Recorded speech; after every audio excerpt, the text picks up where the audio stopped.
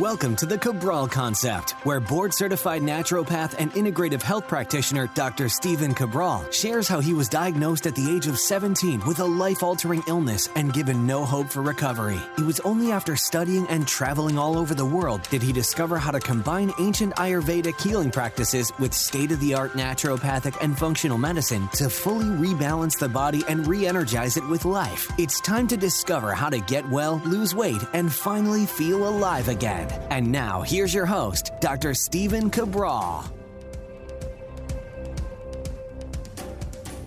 Welcome back, everyone. Hope you're enjoying your weekend. If you are tuning in when this show does go live on Saturday, happy to have you here. You know, the weekend edition of the show is where we answer your questions, our community's questions. Every Saturday, every Sunday, we get through a dozen. And again, really excited to always see what comes in each and every weekend. They're always different, but of course, we know that in general, we're looking at wellness, weight loss, anti-aging questions, sometimes mindset, sometimes IHP health coaching, and really happy to tackle all of these as they come in.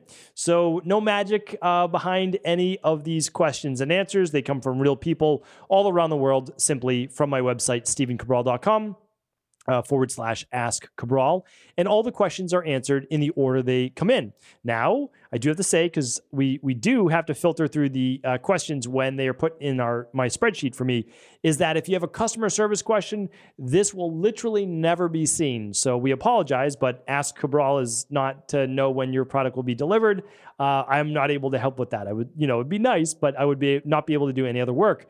We have 50 people all around the world on our Equal Life IHP Stephen Cabral team. Amazing people that are dedicated to our community to serve. But if you want to know about products and all those great things, you can email support@eco.life. You can always email support@eco.life for pretty much anything. They'll direct you to where you need to go. IHP is support@integrativehealthpractitioner.org. And the Stephen Cabral website, if you ever need to get a hold of us for Health Results Accelerators or my book or media, that's support@stevencabral.com.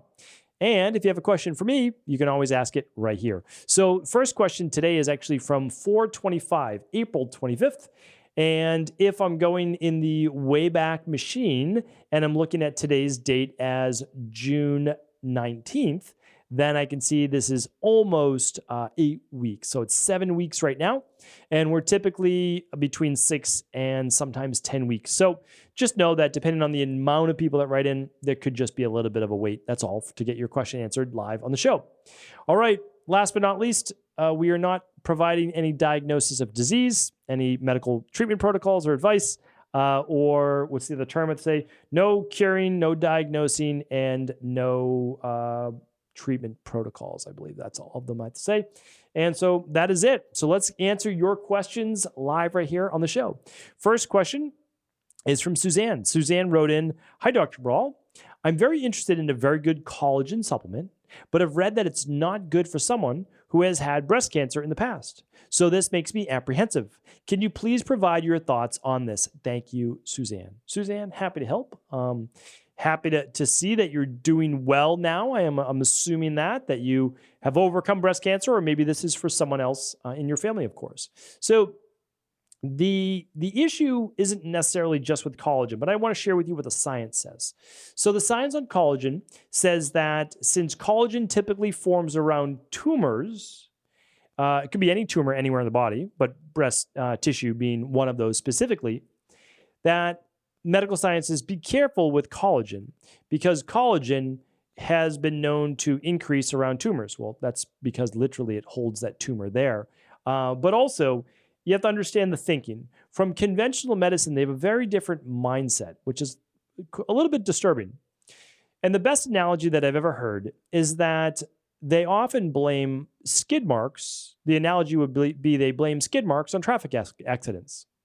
And the reason is that when you show up at a traffic accident, you oftentimes see skid marks. And so therefore, skid marks must cause traffic accidents. Well, we know that that's not true. It is the car screeching to a halt to try to prevent the accident that caused the skid mark. And then, of course, lo and behold, you have an accident. Well, it's not dissimilar necessarily with tumors. When tumors start to grow, they can increase the collagen, which is the support structure of tissues around it to hold a tumor in place. So do we know that collagen increases tumors? We don't. Not at all. Not the research that I've seen. However, I will say this. Anyone that's had cancer, tumorous cancers, you have to be careful of a lot of protein in general and collagen being a protein because it creates more of an anabolic state. So I can't tell you what to do. I'm just going strictly by the science and also the misnomers that sometimes conventional medicine looks at. So again, I can't tell you yes or no. Of course, if you want to be on the safest side possible, then you will go lower protein, lower collagen in general, but really because you're trying to decrease IGF-1 levels in the body. So I hope that's helpful, Suzanne. Maria is up next. Hi, doctor. The book I'm currently reading says it is best to avoid microwaving starchy foods as the high heat turns starchy foods into advanced glycation end products, which can build up in the body and damage organs. I don't often use the microwave, but I know many people that do. So I was wondering if you've heard of this. Thanks. Yes, absolutely. So I have not used a microwave since basically college. And that was undergrad, and that was a long time ago. And the reason I haven't is because there are detrimental effects to cooking food in a microwave. A lot of people will tell you there isn't because you can look at the micronutrient profile of food, and it actually, by cooking things, it can increase the absorption of some and decrease the absorption of others. But it really goes back to Ayurvedic methodology and Ayurvedic thinking. The faster you cook a food, the higher the heat, the more movement of, I was actually explaining this to my daughter the other day. My daughters, for better or for worse, they get all of this education at 6 years old and 8 years old. And they said, how come we don't use the microwave? And I said, the microwave just comes with the apartment, and it is used as a clock. And sometimes we use it as a food storage cabinet. It's an extra cabinet for us that we put food in, and it's a nice little storage unit. That's about it. And the reason is that when you cook food in a microwave, just like all food, but it's different in a microwave, you're using microwave-based energy. Clinically proven beyond a shadow of a doubt, you can use an actual radiation-based meter, which I have, and you can test the microwave. There are extremely high levels of radiation, which means you're radiating your food. That is scientifically proven. There's no way around that. So your food is being radiated. Is that good? Is it bad? Well, it certainly can't be good. Okay, how detrimental? I don't think that we necessarily fully know. But the other thing is this, so the person who told you this is correct. You speed up. So what they didn't understand was that how do you make a food hot if it's not hot inside the microwave, if you're not using convection? Convection is different than regular microwave. So what you're doing is, I told her, I said, listen, me and you, we're actually made up of molecules that are moving around at a normal pace to look like a human. And this wallet is made up of molecules to look like a wallet. And this phone is made up of molecules to look like this phone. Well, we can speed up those molecules inside of us so they bump against each other even faster. And by bumping back and forth against each other, well, they're heating up the food. They're causing more friction. They're causing more heat within that. So that's how a microwave works. And it definitely increases those advanced glycation end products, which are called H's, and increase acrylamides as well. And now Ayurveda didn't know about microwaves, but they certainly knew about low and slow cooking. They cooked food slowly. They cooked it on low temperature. They decreased acrylamides and advanced glycation end products. They were pretty smart back then, and they have a lot to teach us. All right, so Maria, hopefully that's helpful. Spread the word. Paula's up next. Hi, what are your thoughts on Fitbits or Apple Watches due to EMFs? I wear and track my steps and sleep. Okay. I wear an Oura Ring, and I wear a Smartwatch, an Apple Watch that I just started wearing 4 weeks ago because I'm tracking the efficacy of the Oura Ring versus the Apple Watch that will be coming out in a couple weeks, a head-to-head. Which one is better? And which one is better in each category? I'm going to go through about 10 different categories, and then what would be my overall pick? Because I'm not going to wear both of these forever. I'm going to wear one. So how do I get around the EMFs? Well, again, you can't really see this. But if you could, you see a little airplane at the top. Okay. So I put my tech gadgets on, I'm just going to show you if I can pull down the screen. Here we go. All right. So I put all of my tech gadgets on no Bluetooth and airplane mode. Okay. So this is the screen. If you're watching this on video, you can see it. That is the screen that, you can't really see it, but it shows my Bluetooth is off. Okay. So there's no Bluetooth, and it says off when you go to the settings on my iPhone. And then on this Apple Watch, all you do is press scroll up, get to my home screen, and then you scroll up, and you'll see that there's an airplane, a little orange thing right here that you can put on airplane mode. And you can do it for the Oura Ring as well. And the Oura Ring turns off airplane mode when you pop it back on its charger. So in the morning, I pop it on the charger to download my sleep. And then at night, I put it back on the charger. Actually, I don't, because I don't need it at night unless I want to see it. So then I keep it on airplane mode, and it will store data for more than 2 days before you reconnect it. So that's what you can do. So I love biometrics. I really do. I love, the biohacking, but I want to do it smartly and avoid the Bluetooth and EMFs. Okay. All right, Troy is up next. Hi, Dr. Cabral. You recently joined us on our podcast show, and we are grateful for every minute spent with you. Your work is life-changing. Thank you for everything you do. Question. My wife has trouble breathing over the last few years and was diagnosed with idiopathic subglottic tracheal stenosis. We are looking for naturopathic ways to treat the issue and prevent breathing problems from reoccurring. My wife has had surgery to go in a laser out the damaged scar tissue blocking the trachea, and it's recommended for another surgery that will include chemo.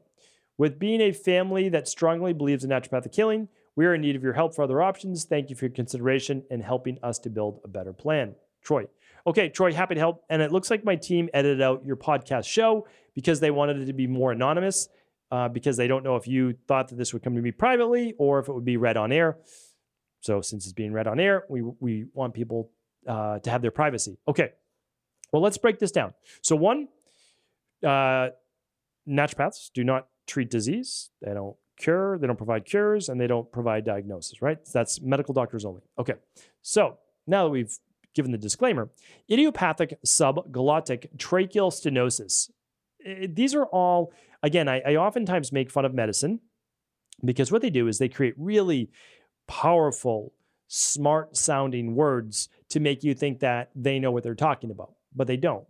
And again, it's no disrespect to the brilliance of medical doctors, but they're doing what they're told by conventional medicine training. Idiopathic means they don't know what it is, right? Idiopathic means we don't know, right? I had idiopathic immune issues when I was younger. Idiopathic means we don't know what it is. Subglottic is simply the area, subglottis above the vocal cords. Tracheal, trachea, so your windpipe, breathing. And stenosis means hardening, essentially, right? Stiffening. So what are they saying? We essentially don't know why you're getting stiffening around your trachea. That's all that means, but they say idiopathic subglottic tracheal stenosis, right? So it sounds really smart, but they're saying we have no idea why this scar tissue is building up. Okay, so why could it build up? Well, it could have built up from an actual injury to that area, okay? And if there's an injury to that area, then you could have a one-time surgery to remove the scar tissue potentially, if more scar tissue doesn't build up from the surgery, to then allow for easier breathing. That's, again, if it was an injury. If it was an inflammatory issue based in this particular area, we say, well, why is there inflammation causing then this particular type of scarring or scar tissue? Was there a congenital birth-based, I don't like to use the word the defect, but for lack of a better word, was there just an abnormality in the growth of how the trachea and the vocal cords actually grew? It's always possible. So the best I can tell you is to look for the underlying root cause.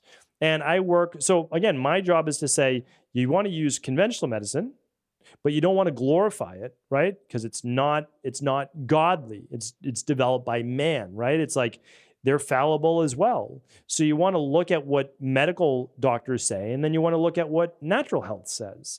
So the way that we would help in this way is we would just look at, well, what's the inflammation coming from? And we don't really know. So we could run an omega-3 test. We could run a hair tissue mineral analysis. We could run a heavy metal toxicity test. Again, like these are all things that we can do. We can start to do 21-day functional medicine detox. But I don't have the answer for you because just like conventional medicine, I run a separate set of functional medicine lab tests that tell me much deeper what's going on inside the body. So Troy, that's your starting place. Hopefully that gets you started. Kenzie's up next. I have heartburn pretty often. I tried the HCL betaine with pepsin as I suspected I had low stomach acid. I took one capsule and experienced a lot of discomfort in my chest and nausea. Does this mean I don't have low stomach acid? What should be my next steps to figuring out why I get heartburn? All right, so no, if you take betaine HCL with pepsin and you get nauseous and discomfort in your chest, it typically means you have too much stomach acid. All right, or you're having a reaction at least. So no, it doesn't mean take more betaine HCL. You did the test, then it's not the right product for you. So Kenzie, if I can give you my highest recommendation, it's this. There's two things you could do. One, and what I recommend is the knowledge always first. Go to stevencabral.com/accelerators and take the one on gut and digestion rebuilding.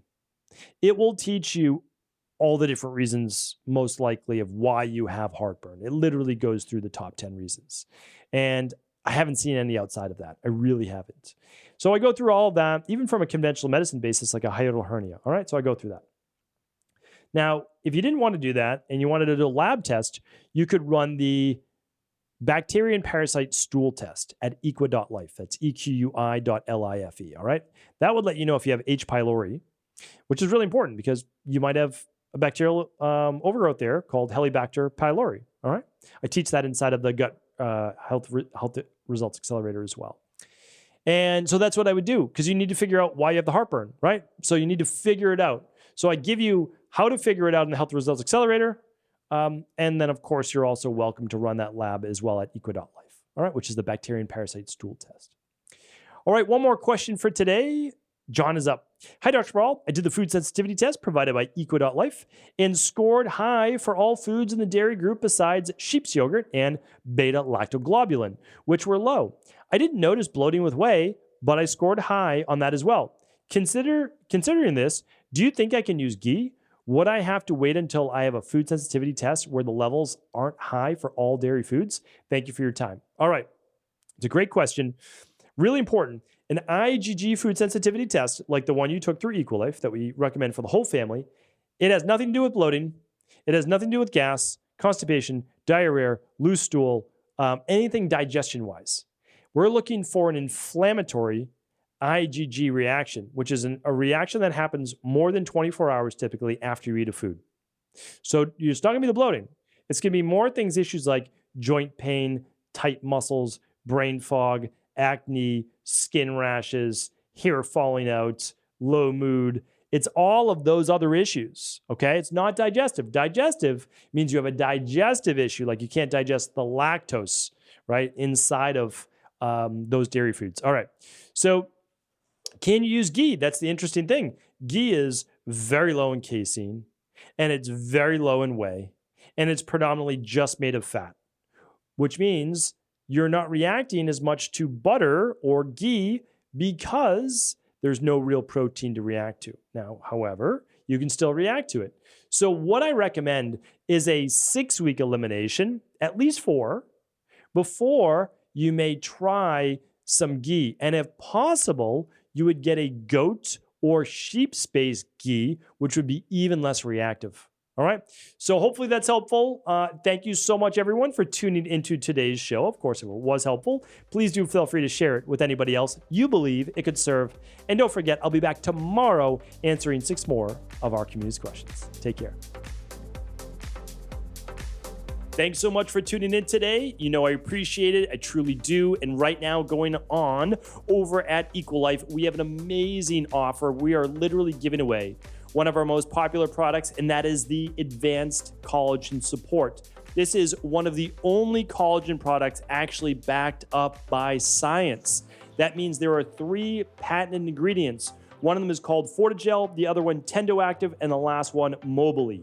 These are all used to clinically support your muscles, your skin, your nails, and your hair. That means after these products were created, they went through actual scientific research and were proven to improve the anti-aging based processes that naturally happen in our body, but after the age of about 25 to 30 years old, they start to go downhill a little bit each and every year by percentages. Well, those percentages add up. And that's why when you use a product that's backed by clinical science like advanced collagen support, you get to take back those anti-aging based qualities about your body.